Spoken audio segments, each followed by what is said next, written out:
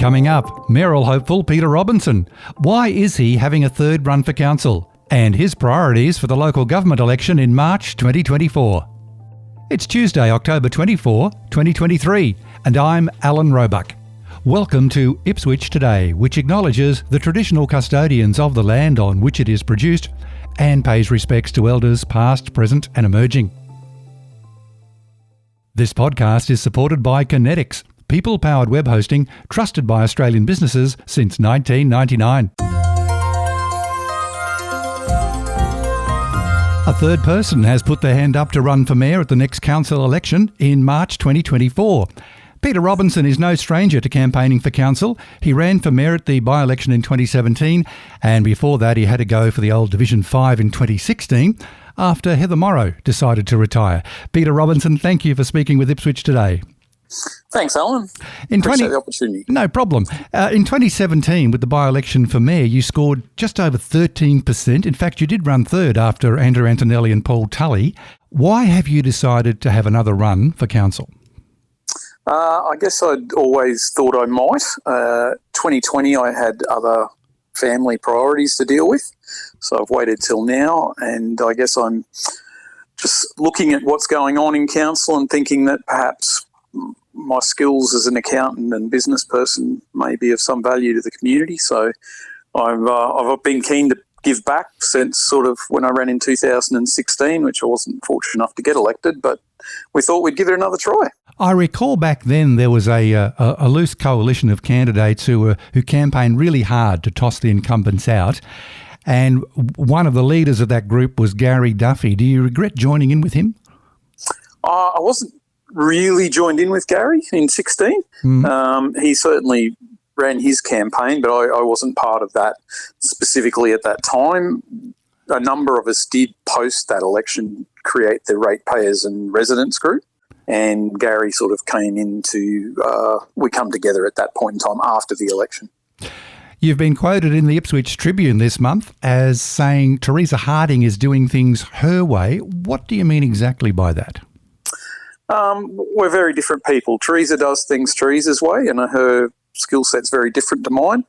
I'm an accountant operating a professional practice, have done for many, many years. I just think there's maybe a different viewpoint as to how the council could be operated. Before we get to your policies and priorities for Ipswich, you were born and raised here. Growing up, where exactly? In 1 Mile, actually, or some people would call it Leichhardt. But there's always that ongoing debate, Peter. Yeah, I was on the left side of Old Toowoomba Road, so that's 1 Mile. And what about those family connections? They seem to run deep as well. They certainly do. Mum ran the TAB at West Ipswich. Dad worked in the ticket office in Ipswich, and Dad's father was a coal miner. Mum's father worked at Hancock's, operated the boiler. And back to his father and brother were the Pommer brothers that had the ice and butter factories here in Ipswich back many, many, many years ago. Have you started door knocking yet? I haven't actually. No, I haven't. Pre-Christmas, we'll see what happens.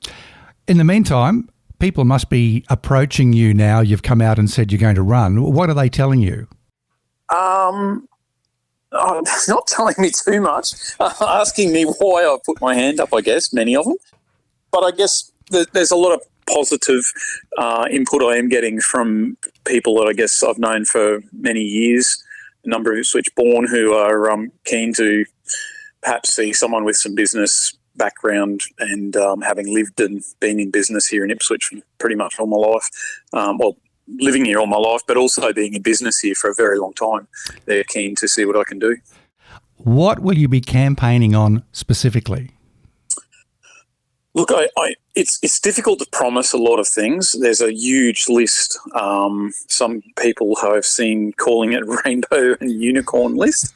I would like to see what opportunities there are maybe to expand external revenue sources. The council used to have a business unit, whether there's some opportunities there moving forward.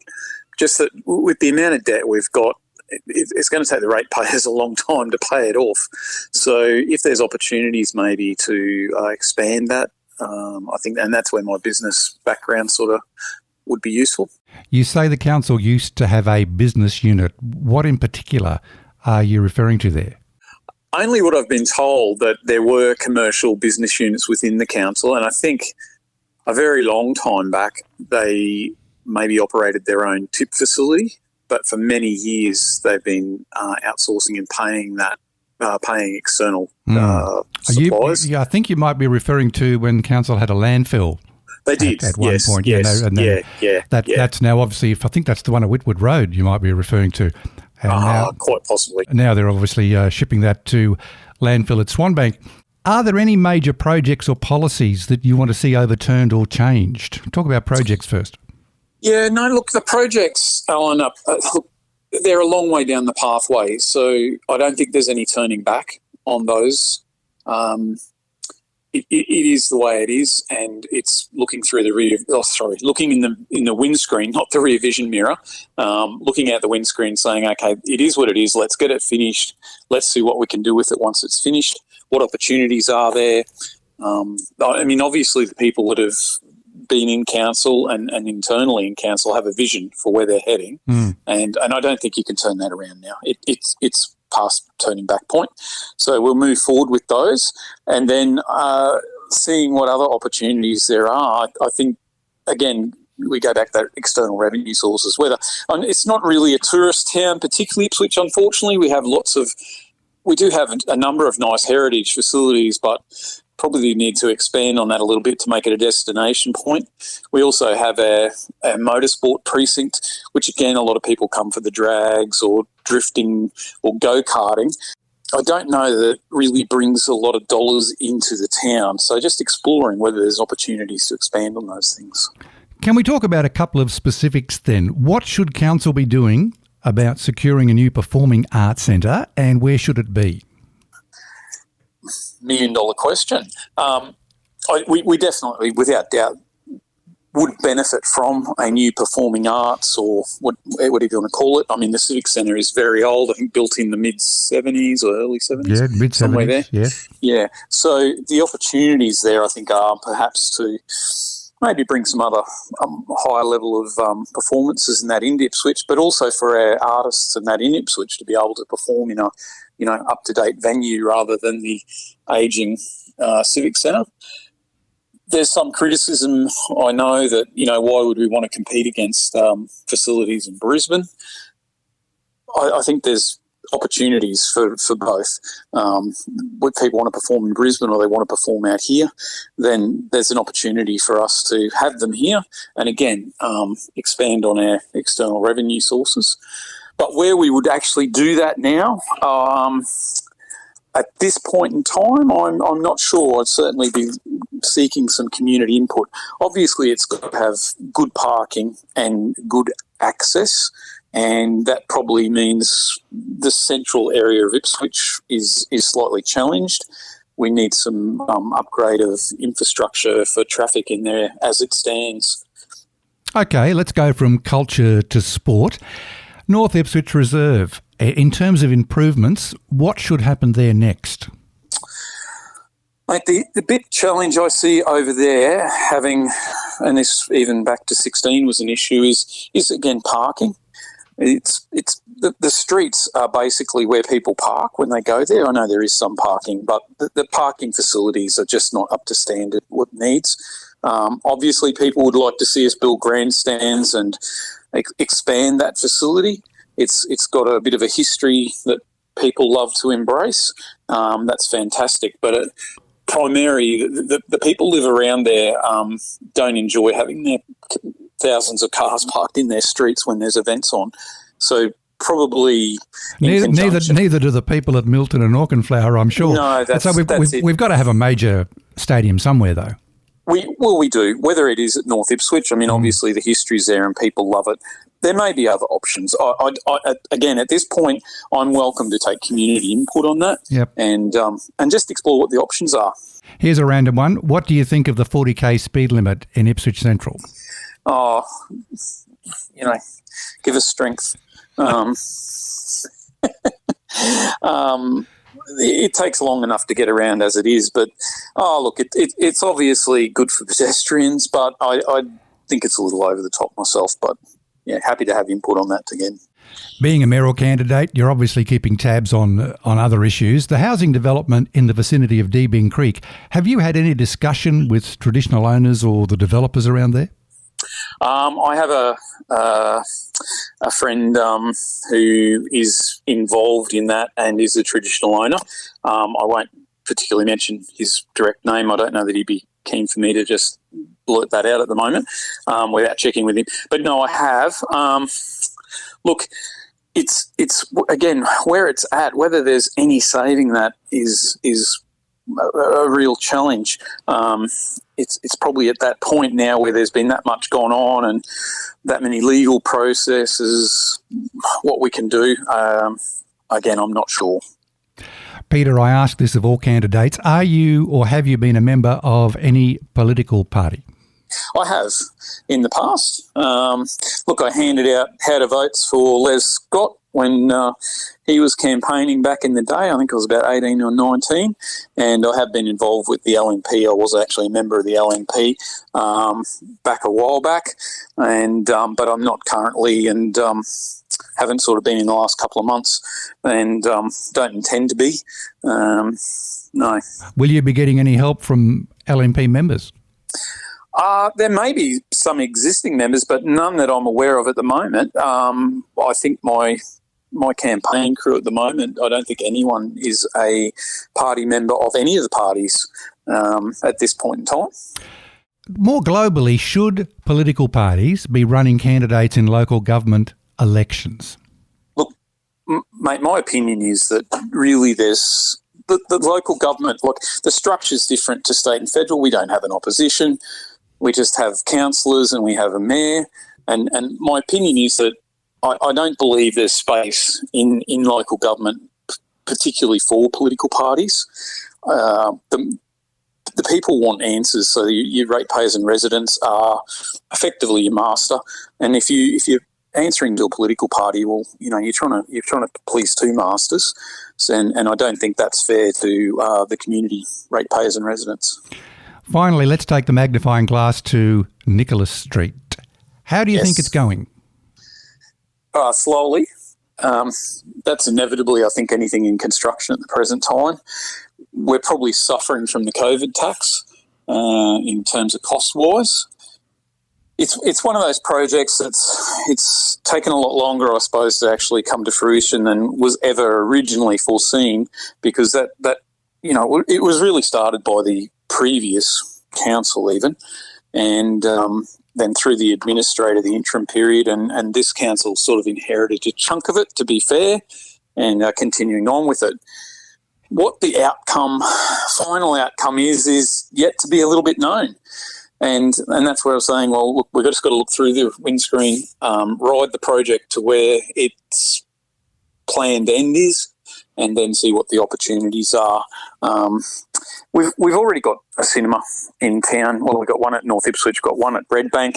Whether the cinema was the right answer or not, well, it's a little bit past sort of debating that now. It is what it is. It is underway. Okay, let's look in the crystal ball then. We'll take your idea of looking through the windscreen and looking forward.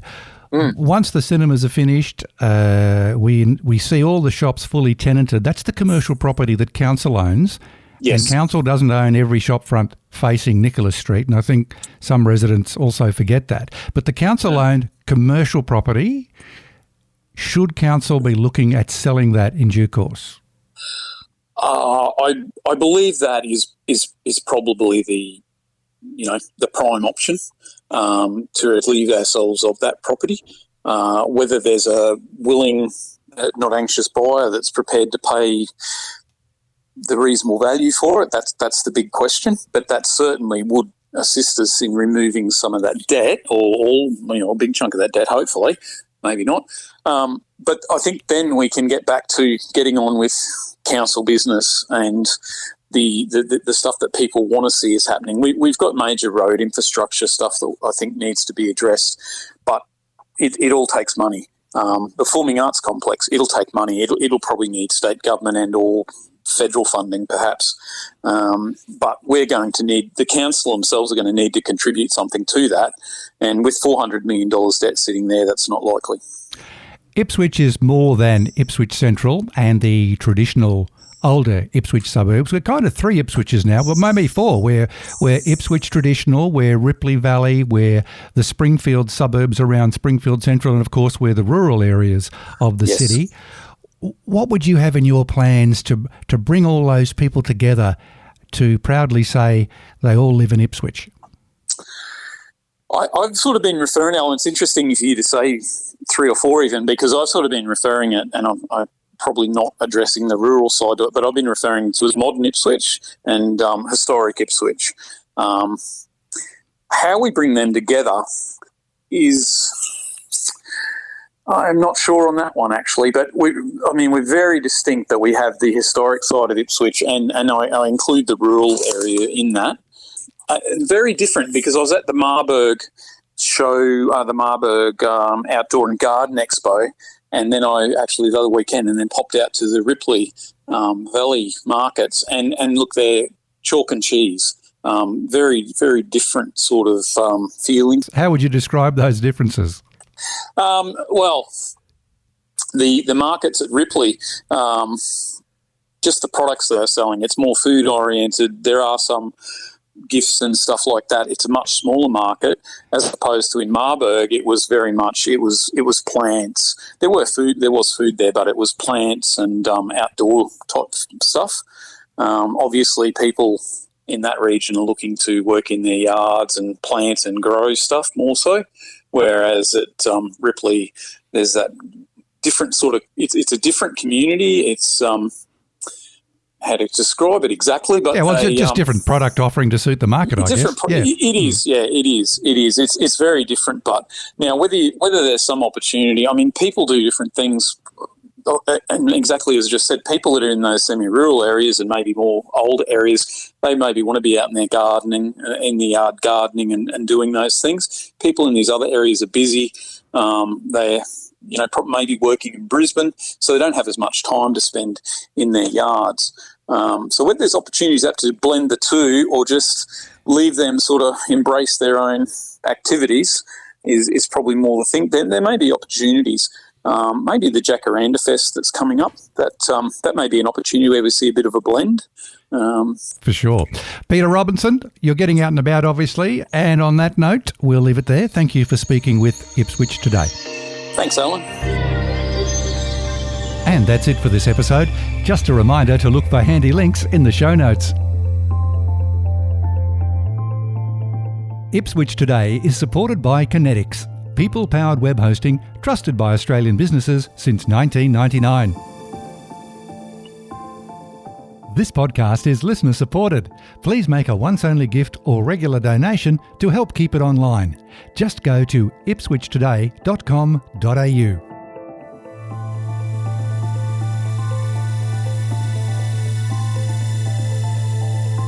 Follow and stream this podcast from your favourite app, including iHeartRadio, or play Ipswich Today on smart speakers.